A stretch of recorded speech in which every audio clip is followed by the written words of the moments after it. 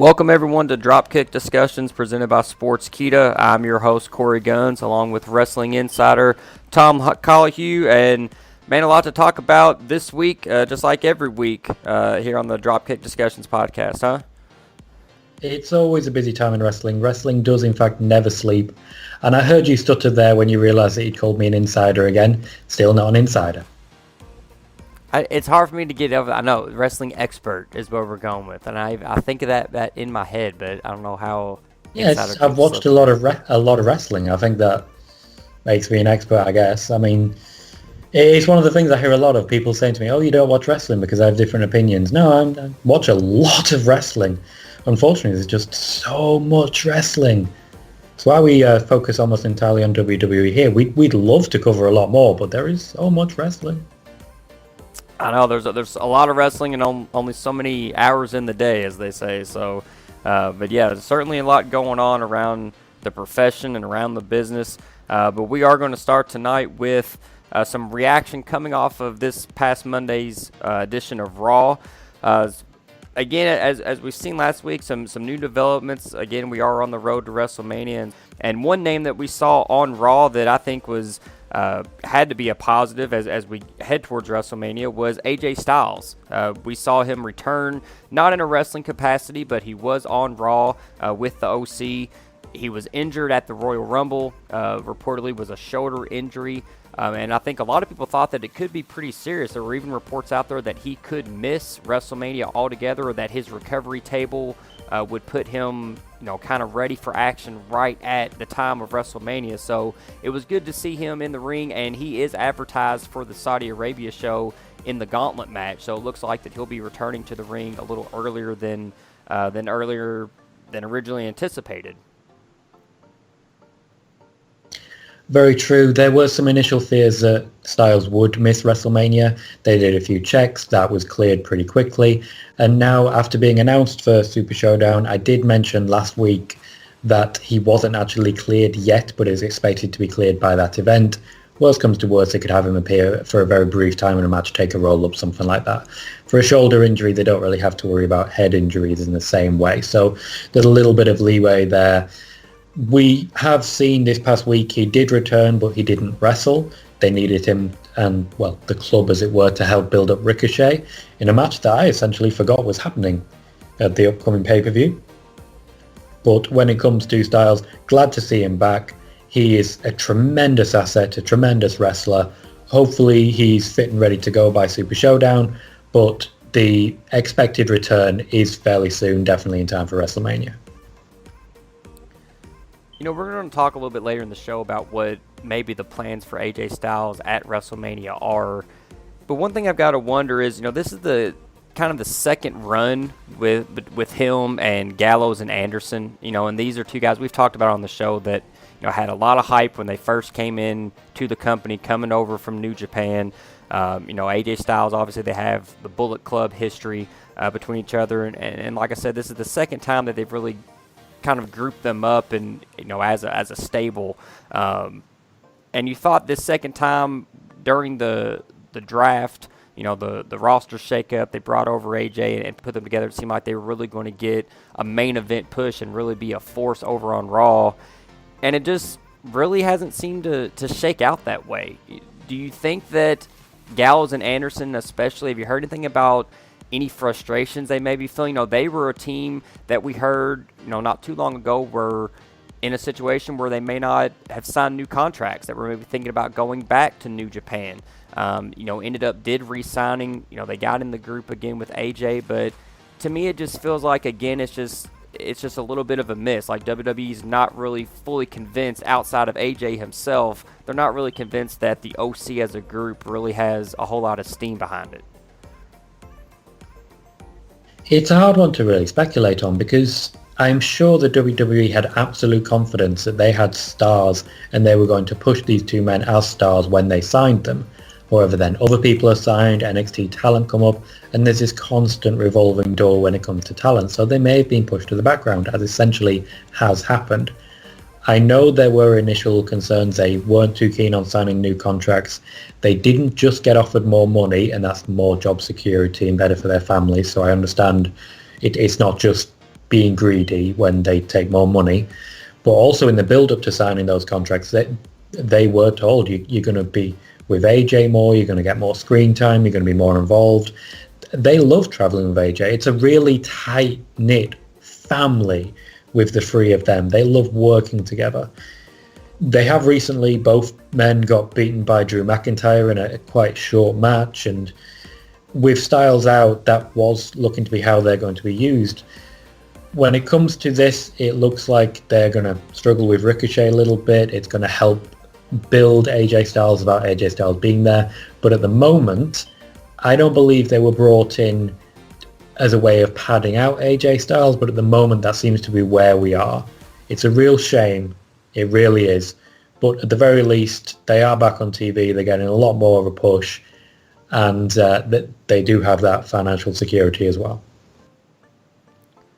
Yeah, I hope, I'm a fan of both guys. I hope they've got maybe some brighter days ahead. I mean, I know, they won the world's greatest tag team trophy, at the last Super Showdown event, and so you thought maybe that would be the start of a good push for them. And we kind of already seen this Ricochet feud or conflict, between the OC and Ricochet and even AJ Styles. So it seems a little bit of like a rehash, and so I'm hoping that maybe they'll find some bigger and better roles for those two guys other than just kind of stepping stones for the next main event or upper mid-card guy that they're trying to push like Ricochet. But that'll remain to be seen. Just quickly, when it comes to revisiting feuds like this, it could be that they want to return favors. When someone takes a pin or something like that, they quite often will remember, and AJ Styles is well known for this.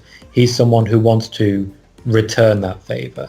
And this feud happening now with Ricochet being involved, even if it's not really much of a feud, it may just be that these three men want to help push Ricochet along, and that may have been the case with Drew McIntyre as well. Let's talk about somebody that, AJ Styles, one guy returning from injury, another guy back on the shelf with one. Samoa Joe out with an injury, and really kind of rather a freak injury here. The story being that he was injured while shooting a commercial. Sustains an injury, and last we heard, it may be a lengthy absence for Samoa Joe. And he's a guy that is in a main event storyline on Raw, teaming up with Kevin Owens against Seth Rollins and his stable. Also a guy that just had a concussion a couple weeks ago, had just returned from that concussion, and now gets this injury. What can you tell us about the nature of his injury, how long Samoa Joe will be out, and how plans may have changed now that Samoa Joe is out and it looks like, maybe the Street Profits are in? When it comes to the Street Profits, the idea there is that Kevin Owens will not go to Super Showdown. He's always been quite open with that fact that he does not want to go to Saudi Arabia and perform a show there. So Street Profits are in not so much for Samoa Joe, but more for Kevin Owens. When it comes to the injury, we spoke on this podcast about them rushing Samoa Joe back. And then the following week, we spoke about them being pressured to rush him back to prove a fan theory wrong, or to prove a rumor wrong, as it were. This might just be that he was rushed back and he picked up another injury, or potentially the injury was a bit worse than they had initially expected. The commercial injury, the injury during a commercial, I should say, was broken by Ryan Satin, so that's coming from someone who does have sources inside the company. So it seems like a perfectly legit story. When it comes to commercials, maybe they are not laid out as safely as you would lay things out in a ring, for example. Maybe they were using different equipment, especially when you talk about a table spot. Maybe they were using different tables that break in a different place, or that didn't break as they should have done. There are too many variables to be absolutely sure. What I do know is that the company are being a lot more careful with possible concussions right now, and especially if you've already had one or already had some sort of injury. They hadn't really written him back into storylines just as of yet. It doesn't hurt them to have Kevin Owens isolated. It doesn't hurt them in the build to Super Showdown to have neither of these men getting that much airtime, because if they're not on that card, it's not really an issue. Elimination Chamber is starting to fill up as a card, especially with 2 chamber matches announced already. So this may not be a bad thing. It may just be them removing him for now, him recovering, getting that opportunity. I don't think he will miss WrestleMania. We are, of course, now close to that point, so there's going to be a lot of questions. Anyone who's missing, there is always a potential to miss WrestleMania. This doesn't look like that, but obviously there are questions as to what his point on that card was going to be anyway.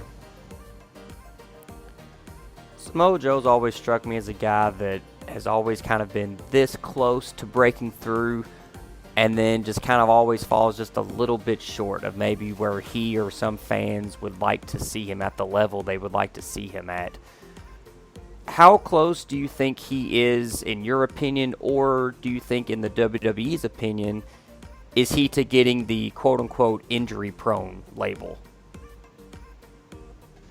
I'm sad to say this, but I think he may already be there. I hope he isn't. I really do. I do think he's an incredibly talented guy.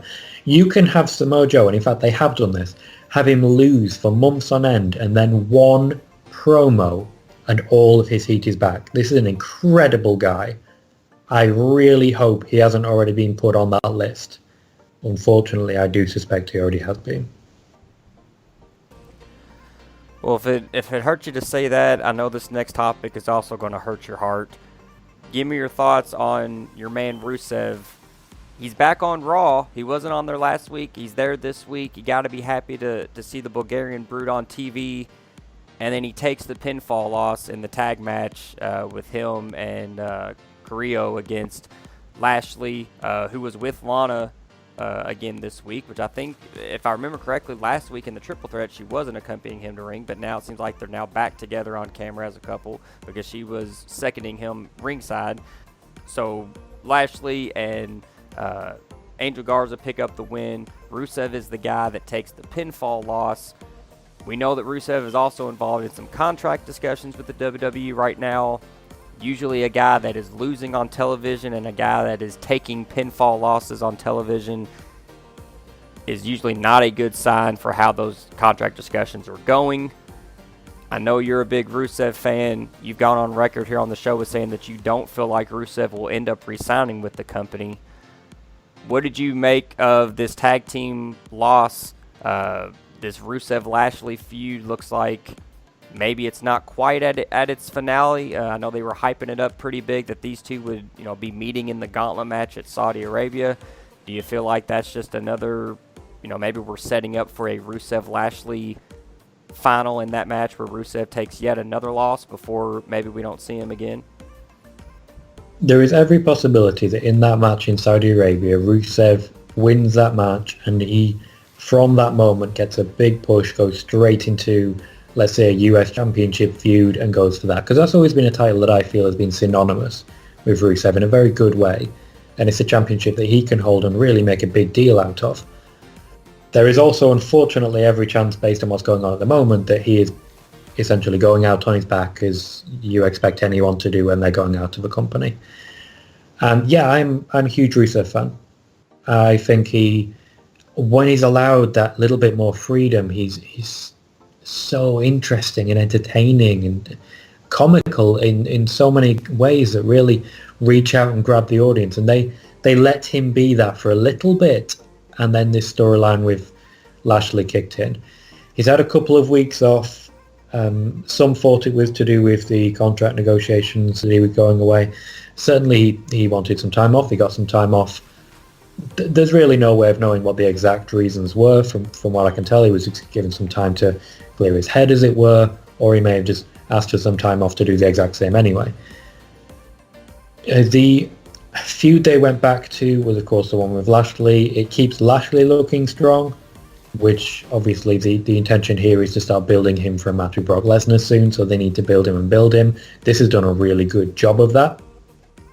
When it comes to Rusev, he has taken loss after loss after loss. He's a popular guy, one win and they could turn that around, but it looks increasingly unlikely that that's going to happen. Lashley is back with Lana. She wasn't there for the triple threat because she didn't need to be there for the triple threat. That was about three men who were going at it with a very shared goal. It wasn't related to this storyline, so they separated them. And really, I feel that will be how Lashley is going in future. But for me, a lot of the telling things is that in that triple threat, Lashley took the pin. So Lashley isn't looking as strong outside of this feud as he's looking inside the feud. That tells me this is more about Rusev taking the losses and Lashley picking up the wins. I like to bust your chops about your fandom of Rusev, but in all seriousness, in this contract dispute, I mean, is this not playing out to a T exactly like the MO of the WWE? I mean, you've got a guy who was a star in the making. I mean, we've talked before about his huge heel run, coming to WrestleMania in a tank to fight Cena. Then they turn him face, and he's got the Rusev Day, which was a totally organic, swell of fan support for him that they didn't really fully pull the trigger on. Now you got him, his contract is coming due. He's making it pretty public that he's not really sure he wants to re-sign. He wants more TV time. He wants to be pushed. So the WWE says, okay, we'll put you on TV more, but we're going to put you in a storyline where your real-life wife is cheating on you with another man, and we're going to have her making out with somebody else every week on television. And then on top of that, you're going to take pinfall loss after pinfall loss. And that's their strategy to get the guy to re-sign? It isn't. No. The strategy to make him re-sign was essentially to give him what looked like a big push when it came to what was going on with Lana and Lashley. If he'd have won a couple of matches out of this storyline, that would have been a solid push. And I say that hand on heart because everything's going on with Lana, the amount of attention they got from YouTube, from outside of the wrestling world, that is a very good push if you're winning the matches. The strategy at this part, essentially, from what I can tell, isn't so much about making him sign, that they're talking to him and throwing numbers at him and throwing storylines at him. That's all happening backstage. When it comes to front of house, they have to think about themselves. They have to think about their company going forward. And if he is leaving, they don't want to spend all that time investing time in someone who's just going to go somewhere else. They're especially stung by the fact that they did exactly that for Jon Moxley. On his way out, they put a lot on his back. They gave him heat upon heat upon heat. They made such a big deal, and he took all of that heat and momentum and went somewhere else with it. They are still aware of that. Let's move on now to the Women's Elimination Chamber match. We saw it officially announced this week. Obviously, the Elimination Chamber is a big kind of stepstone event as we make our way to WrestleMania. And so the Women's Elimination Chamber was announced with the winner getting a shot at Becky Lynch at WrestleMania for the Raw Women's Championship. That match will feature Shayna Baszler, Asuka, Natalya, Liv Morgan, Ruby Riott, and Sarah Logan. An interesting cast here. A lot of people were surprised and also interested to see all three former members of the Riott Squad involved in this match. But you got to think, Shayna Baszler has to be the favorite going in. We all thought that her match with Becky at WrestleMania was going to be set up with her winning the Royal Rumble. The WWE kind of pulled a swerve on us on that one and gave the win to Charlotte instead. But you got to think here in this Elimination Chamber match, it's got to be set up for Baszler, right? I mean, if it's going to be Becky Baszler at WrestleMania, you got to think she's the betting favorite going into this one. Absolutely. Even ignoring the Royal Rumble, which, yes, they pulled a swerve, and it was quite a clever one to get Rhea Ripley into the picture. I give them enormous credit for it. But when you're announced in a match and a week before you literally bit someone on the back of the neck and blood was dripping out of your face, and now Becky Lynch changes her Twitter to be rooting for Shayna Baszler, you've got to believe 100% that's definitely going to be it. And when you look at everyone else in there, Natalya, Asuka, both comprehensively have been beaten by Becky Lynch. The members of the Riott Squad simply aren't of the level, and I don't mean that talent-wise, I mean that exposure level-wise. They simply haven't had the level of attention required to really be in that position. What I will say, though, as a slight aside for that, Liv Morgan and Sarah Logan are the only ones who have experience of the Elimination Chamber before, although they were a tag team at that time.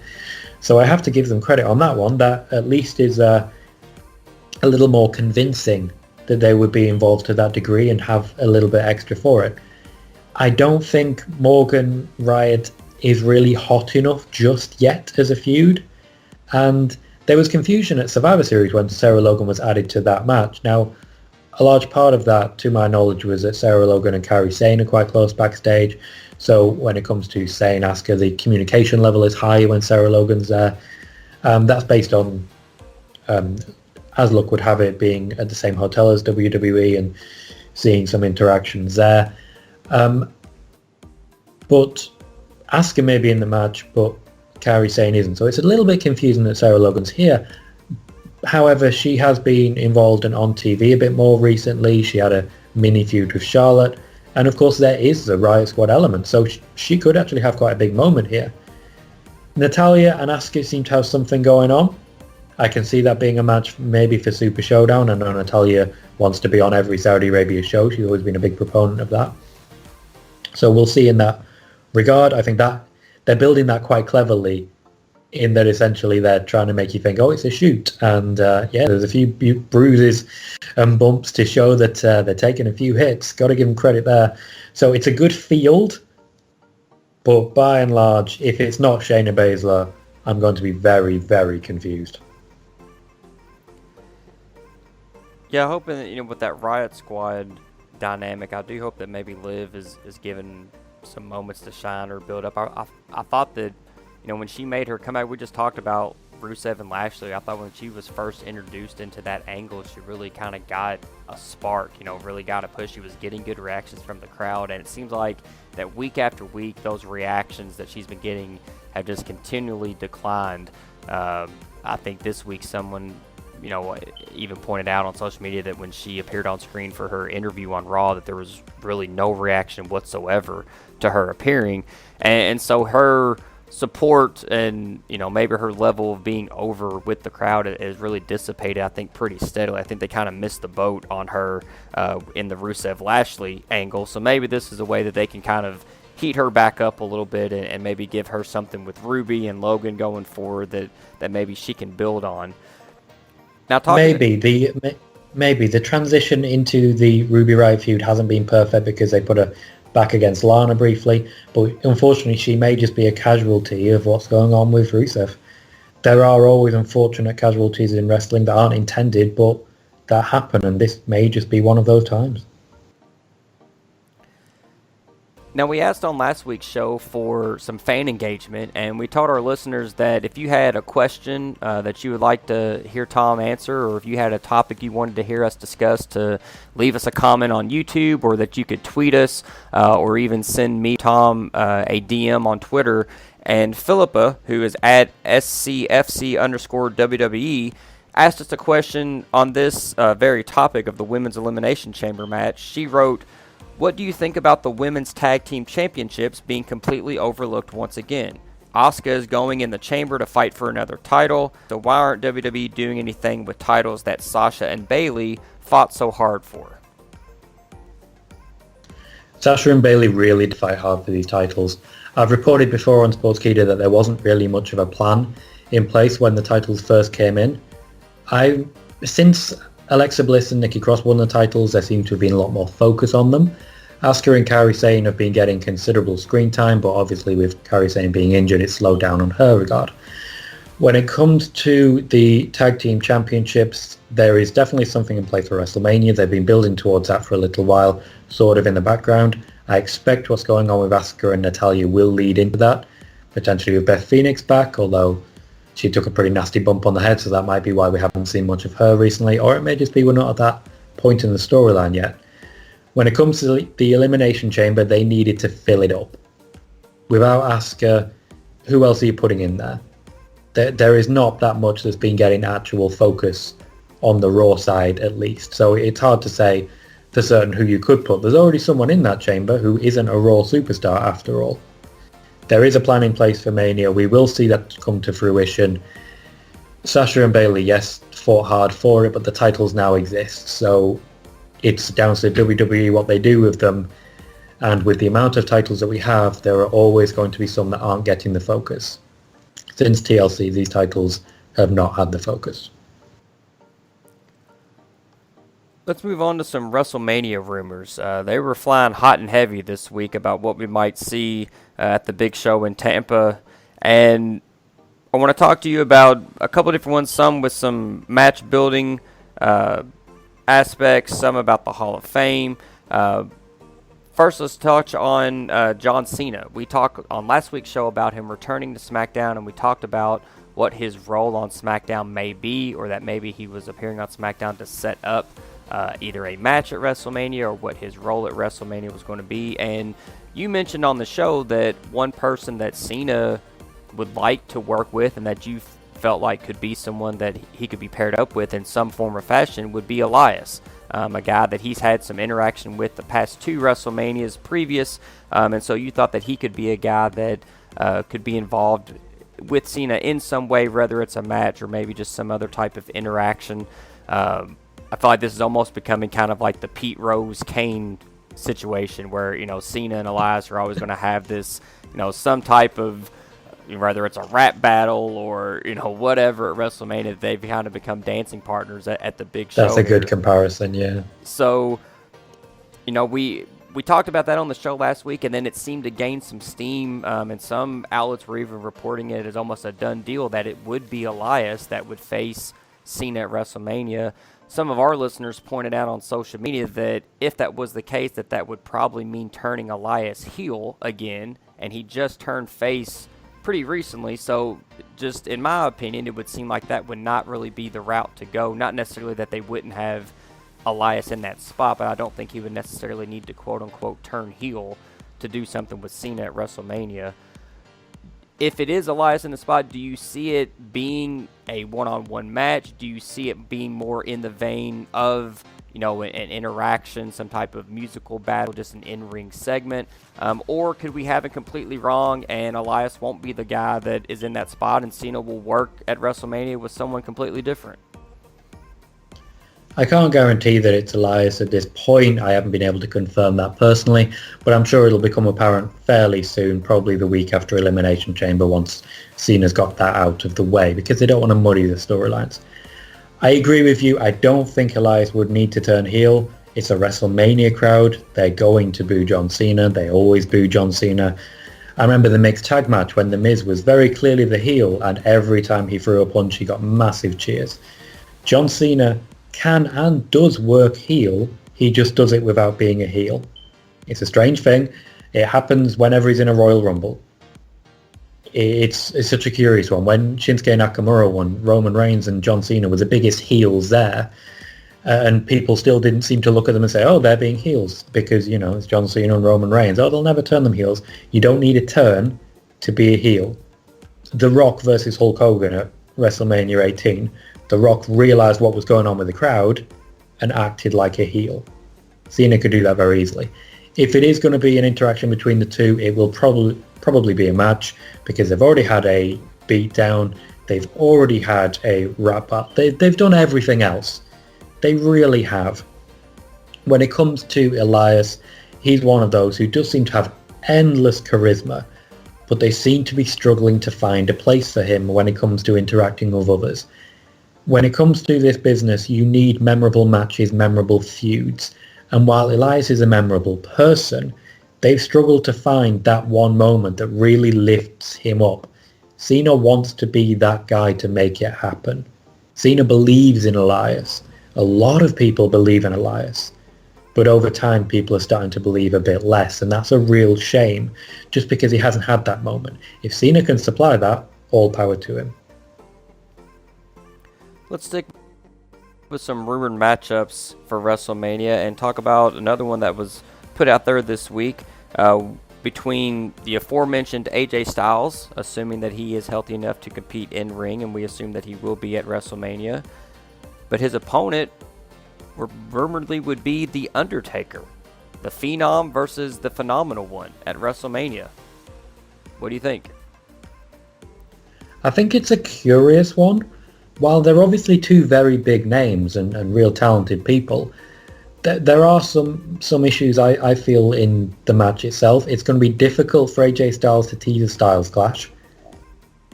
It's just going to be difficult for that because of the size difference. I think it potentially would be a match where the club would be getting involved quite a lot. And I'm not sure AJ Styles would be picking up the win, even though at this point, Undertaker really would be quite happy to be losing a few matches, big matches particularly. I think it could be a great spectacle match, but it doesn't do too much for either man with a win. The Undertaker doesn't gain anything. AJ Styles doesn't really gain anything. It's AJ Styles. He's already at that level. And I do think it could potentially be better if they were both working separately with younger talent to develop them. I would love to see, for example, Styles versus Aleister Black as an example. But I'm not against the match. I think it'll be interesting if it does in fact happen. From what AJ Styles is saying, he seems to be teasing more that it's going to be Shawn Michaels with his Mr. WrestleMania comments. But we do know The Undertaker is fit. We do know he is raring to go. There was an original plan to have him at Super Showdown, but something apparently fell through. It may actually be that the AJ Styles match was meant to happen then, but didn't happen because of the injuries he picked up and they wanted to be a bit more careful with him. Or it may just be that this was always a plan and whatever was planned for Super Showdown fell through anyway. It's hard to say exactly, but when it comes to The Undertaker, he is the spectacle match machine right now. And when we don't have a Rousey, we don't have a Triple H, maybe they are just looking for one big draw to come in and have that match. Yeah, I think if this match goes down, I think Styles, as you said, is a guy that as a heel could take the loss and wouldn't really be damaged by it. It would be just, for some people, I guess, a dream match, to have Styles and Undertaker in there. It's WrestleMania, it's The Undertaker, he picks up the win. AJ's not going to be any worse for wear for it. But I don't think, a lot of people make the comparisons of, Undertaker, Shawn Michaels, and say that, Undertaker works best when he's got maybe a little bit of a smaller guy that can fly around and make the Undertaker look good in the ring. And AJ Styles could certainly do that. But I think people forget that Undertaker-Shawn Michaels match was over 10 years ago at this point. Even then, where both guys were, maybe somewhat past their prime, but still put on a great match, match of the year, in my opinion, one of the best WrestleMania matches of all time. But that was still a decade ago. I don't think even with AJ Styles, The Undertaker would necessarily be able to keep up and have that type of match, even with a guy as skilled as AJ Styles. I think they would maybe be better suited if the match goes down to, like you said, get the OC involved. Maybe that gives an opportunity for, somebody like Kane, to come down and be the Undertaker's backup. So you've got a Brothers of Destruction versus the OC type of deal, and maybe kind of, gimmick it up, the match up a little bit more, as opposed to having this match of the year type candidate just because AJ Styles happens to be involved in it, and taking nothing away from AJ Styles' talent, but I just don't think that that's the kind of match The Undertaker can have at this point in his career, regardless of who he's in the ring with. I would agree with that. There is no doubt in my mind the two of them can put on a fantastic match. And this goes back to something I saw on Twitter recently when someone was highlighting Angel Garza and saying, oh, it's the closest to Eddie Guerrero we'll ever get again. It's not fair on Styles, on Undertaker, on Angel Garza to say to them, here is a weight of history that you now have to live up to. Here is match of the year 10 years ago, one of the best matches WrestleMania has ever seen. Be better or you're disappointing. Right. This is the sort of thing that really dragged down the Styles Nakamura matches. They were great matches, but people expected so much. And this is a problem that AJ Styles has encountered a lot in his time in the WWE. There is so much expectation because he is, and I believe this firmly, the best in the world. And if he's not putting out matches that are 4 or 5 stars better than anything else on the card, he has that weight of history saying, oh, it was okay. No, forget everything that's come before.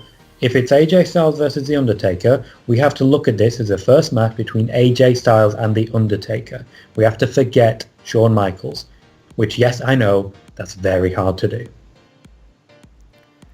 Let's switch over to the women's side of things. We know that we have at least a pretty good idea that the Raw women's match is going to be Becky Lynch and Shayna Baszler. And I think we all thought that the SmackDown side of things would be Bayley and Sasha Banks. But now rumors are coming out this week that it may in fact be Naomi who's the front runner to get the women's title shot at WrestleMania against Bayley and not Sasha Banks. Tell me what you know about Naomi possibly getting this spot, and if she were to get the spot, what becomes of Sasha Banks? It's certainly possible. When Sasha Banks picked up the injury, there was a concern that they may need to slow down the feuds that they had lined up. It was certainly Carmella was going to be in one spot, Naomi was going to be next, and then possibly Sasha Banks after that. With Sasha Banks injured or unavailable, if she hasn't been cleared yet, they will just be able to drag it out a bit longer. Naomi becomes the WrestleMania competitor, which Naomi is a big name, and it certainly gives us the opportunity where we're going to see the Glow Championship again, which was at the very least very different and very entertaining. Naomi's a good champion. I do wish she had had a slightly longer reign than she did previously, where a number of factors worked against her: lack of opponents, bigger women's matches like the first Money in the Bank, and then niggling injuries and things like that. So that certainly would make sense. It certainly could happen. It's also certainly possible that if Sasha Banks is cleared in the next few days, they forget that entirely. They have a match at Super Showdown, potentially a triple threat. Then the week after they say to Naomi, okay, it's your turn now. You couldn't win in a triple threat. Carmella couldn't win on a one-on-one. Now it's your turn. And then they still have 4 weeks to build to WrestleMania.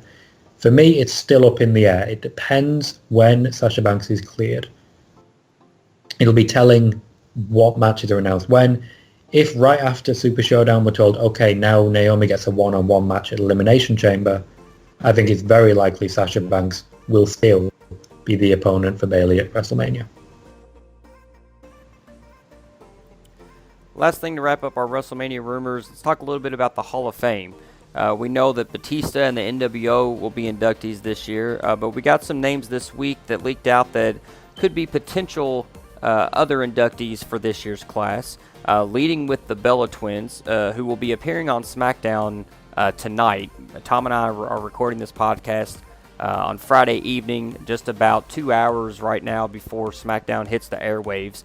So we anticipate with the Bella Twins being advertised to be on SmackDown that will probably be the official revelation that they will be going into the Hall of Fame this year. But their name popped up. Also, some interesting names that were rumored this week were the British Bulldog, Davey Boy Smith, and also JBL. What can you tell us about who we may or may not see involved in this year's Hall of Fame inductee class? Well, the Bella Twins seem locked in at this point. They will be appearing. It's unlikely that they'll just be sat there saying, hey, we're pregnant, can you tell? So there will be something else added to that. The Hall of Fame seems pretty certain. There are a couple of names that have been mentioned. Jushin Thunder Liger is one. We haven't seen anything else about that yet, but if there was going to be a time he goes into the WWE Hall of Fame, now is the time, of course. So that seems very likely. JBL, British Bulldog, they're being rumoured, but the rumours for me don't seem to have gained much traction yet. We'll see as time comes. There were some problems when it came to the British Bulldog, similar to how the WWE for a long time have wanted to induct Owen Hart, but Owen Hart's family do not want that to happen. So, fair enough, their hands are tied. To my knowledge, that was similarly the case with the British Bulldog. That may have changed, or it may be that they've decided to go ahead without the permission, as it were. It could be we get the British Bulldogs as the tag team. I think we're more likely to see the British Bulldogs than the British Bulldog, which I hope I enunciated the S's effectively there. But none of these are bad picks. None of these are bad picks at all. I think all of them are Hall of Fame worthy, and I would be very happy to see that Hall of Fame class lined up on the stage.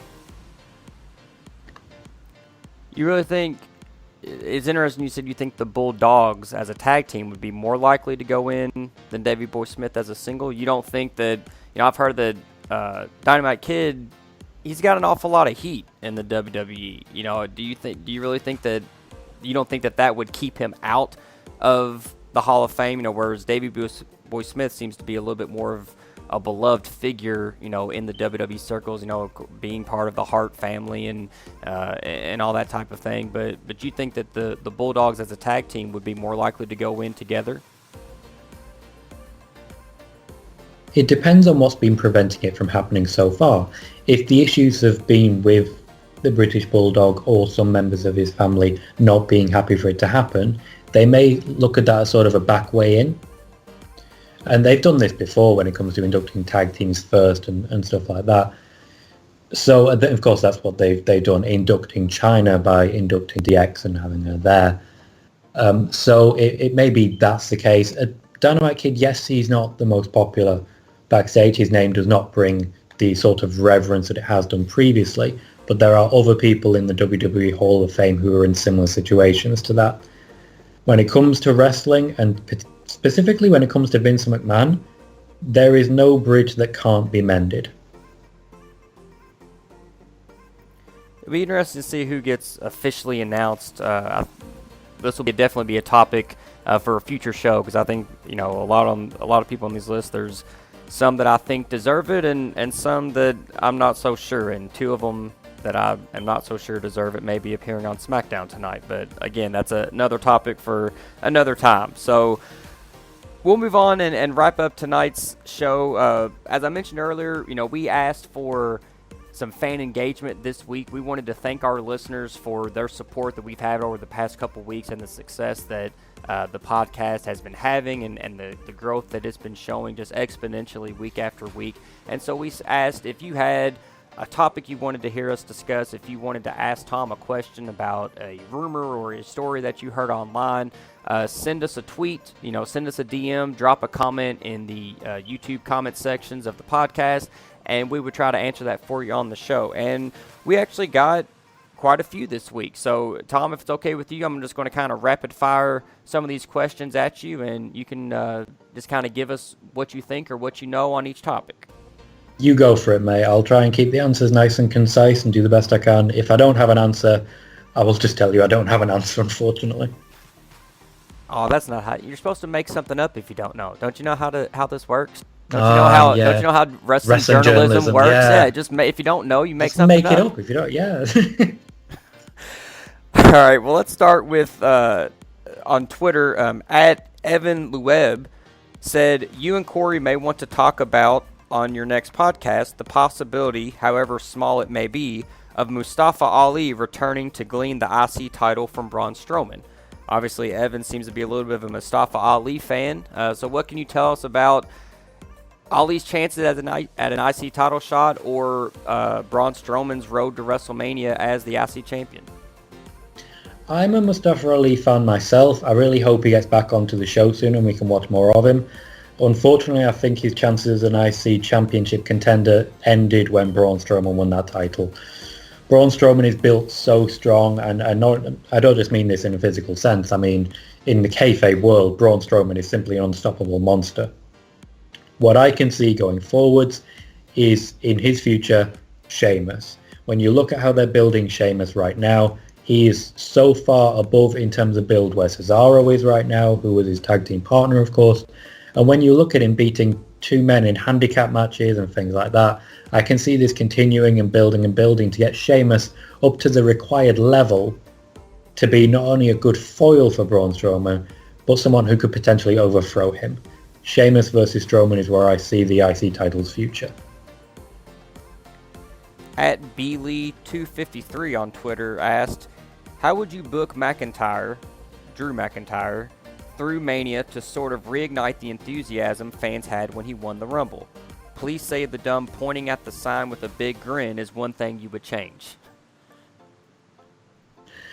Well, I think his character has gone a bit too far the other way, as it were, whereas previously he was dark and brooding, now he's very happy-go-lucky, and for me it's a little bit too different, too jarring. It's not very consistent with his character. So I'd make him go a little bit darker. I do feel it's lost momentum a little bit, but it's obviously a long stretch of time, so they have to build it slowly. MVP for me was not the right person for him to go up against next. I would like to see a few opponents, maybe a Rollins, maybe a Bobby Lashley as someone who could potentially be a good foil in that regard. But I think Drew needs to be beating a few bigger names now to really establish himself and push him back up to the level required to be a believable contender for Brock Lesnar. At It's Me Shakar1 on Twitter said, Would you like to see a fifth member being added to Seth Rollins' group? If yes, then who? And if not, why? Unfortunately, this is going to be a lovely and short one. Nope, I would not like to see anyone else added to Seth Rollins' group. I think it's a very well balanced and very well made group as it is, and I think everyone is benefiting enormously from it. At Wrestling in Vain asked, NXT is a good choice, and I remember them from a previous discussion of yours with Korey Gunz on Dropkick DiSKussions that hopefully Nakamura and Sami Zayn would move to NXT. I think that could be the reason they took the title off of them. What could you tell us about, Nakamura and Sami Zayn potentially, moving to NXT? Is that still a possibility? Is that maybe a reason why Nakamura dropped the Intercontinental Championship? It's still a possibility, certainly. I think the doors are pretty much open at the moment when it comes to going back and forth. Naomi today spoke about the fact that she'd been one of the people on the shortlist I've mentioned before that had requested to go back to NXT. I don't know Sami Zayn's status as regards to that list, or Shinsuke Nakamura's, but when it comes to Sami Zayn potentially having more shoulder injuries and trouble with that, this could be a good way to sort of lighten his workload. Nakamura hasn't really been as ignited as he has been since he came from NXT, since that initial heel turn where he had his feud with AJ Styles. He's never really approached a top championship, and when you look at the champions we currently have, I don't think he's going to for a long time. However, if the trajectory as is in NXT stays as it is, which potentially looks like it's going to be Adam Cole versus Finn Balor, you put Nakamura against one of those men, and I'm very, very excited.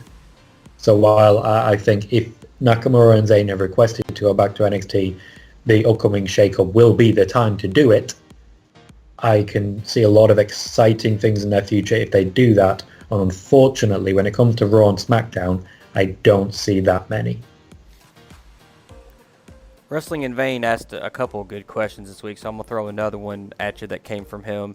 He said, based on the current state of affairs with the Undisputed Era's move to the main roster as a faction, because Roderick Strong, Kyle, and Bobby don't have titles anymore, if Adam loses it at NXT TakeOver, then do you see that happening or any news about it? So I think essentially what he's asking is do you think that the Undisputed Era will be moving to the main roster as a group after NXT TakeOver? I do, especially if Adam Cole does lose the championship. I think they will move to SmackDown. This is my working theory at the moment. I haven't had anything confirmed as to whether or not this is happening or not. But when it comes to what's been happening recently, they have been losing their championships. In addition, the fields and divisions that their championships were from have been growing. The North American Championship, the entire division built around that, has now been built around Keith Lee. We've got Dijakovic, we've got Velveteen Dream still involved in that. There is a strong division there. Rodron is not necessarily needed. You look at the tag division, that's been a weaker area for the past few months. Now we've got the grizzled young vets that moved over from NXT UK, and we've got the Broserweights now involved as well. We've still got teams coming through. We've got the Forgotten Sons, who I nearly forgot while I was mentioning that then. Ironic. So the divisions are growing. The top field is growing as well. It's hard to say that they are necessary, and also with any sort of wrestling promotion, the reason they have the shake-up is so that the top doesn't get too stale. They need new blood around that area for NXT. Undisputed Era, since they debuted, have dominated NXT. I think now is the right time for them to move on to bigger and better things, potentially. Last one, at Major L Guy asks, what could be the possible reason behind the exclusion of Nikki Cross from a Moment of Bliss segment on tonight's SmackDown? Well, it depends what the segment's going to be all about. If it's the Bella Twins who are going to be talking most, you only really need Alexa Bliss there to ask questions, and I don't think they really want to wheel Nikki Cross out to sit there, ask no questions, and then walk back again. I don't think they want to do that to her, so that's probably why she's being pulled from it.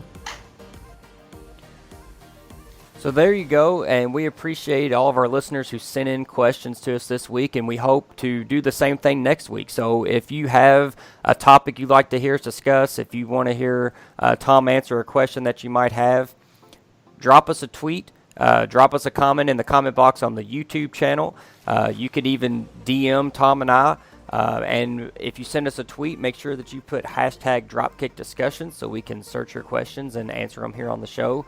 Colohue is at Colohue on Twitter. I am at Korey Gunz. Make sure that you are checking out the Sportskeeda YouTube channel and giving that a subscribe so you know when the latest edition of Dropkick DiSKussions drops each week, so you'll be in the know about all the wrestling news and rumors for that week. Tom also has his own personal YouTube channel where he covers so much more on his own personal YouTube videos. Like he said, there's so much wrestling going on, and sometimes we just don't have the time to cover everything that's happening. But Tom has his own YouTube channel where he posts some videos up each week and covers topics we talk about on the podcast, but also other stories that are going around the wrestling world as well. So make sure that you check that out and give him a subscribe. And also go to Sportskeeda.com where you can see Tom's work as well as the rest of the SK team and keep up with all the happenings and the latest breaking news in the world of professional wrestling. We appreciate you guys listening this week, and we hope to see you right back here next week on Dropkick DiSKussions presented by Sportskeeda.